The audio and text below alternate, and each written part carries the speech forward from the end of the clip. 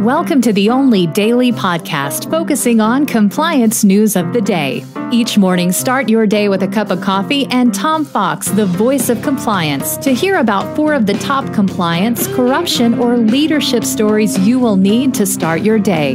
The Daily Compliance News is a production of the Compliance Podcast Network. First, a word from our sponsor.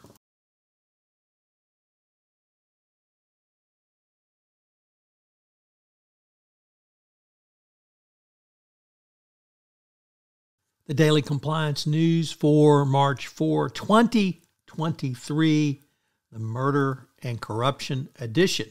And we begin with that story from The Guardian as disgraced former lawyer, Alex Murdaugh was convicted of murdering both his son and his wife, and the judge sentenced him to 2 full life sentences. So he will spend the rest of his life behind bars unless he is relieved on appeal. This trial has captivated literally the entire country, and it shows just the invidiousness of personal corruption and when your own self-will runs riot.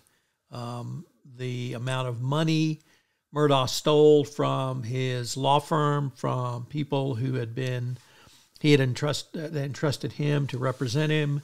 And then, of course, these horrid murders are just reminders that personal accountability does matter, and character matters, and power matters. So corruption and murder, another chapter in the Alex Murdaugh story.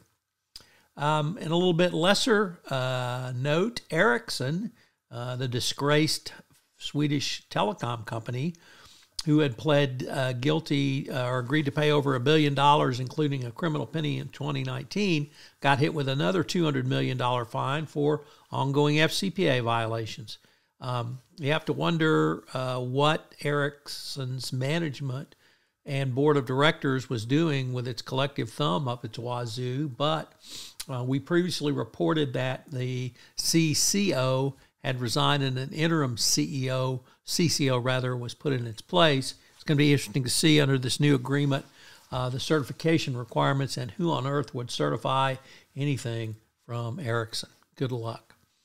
Next up from foreign policy, an interesting article that the Iranian government's Achilles heel is corruption, and they urge the United States to exploit that.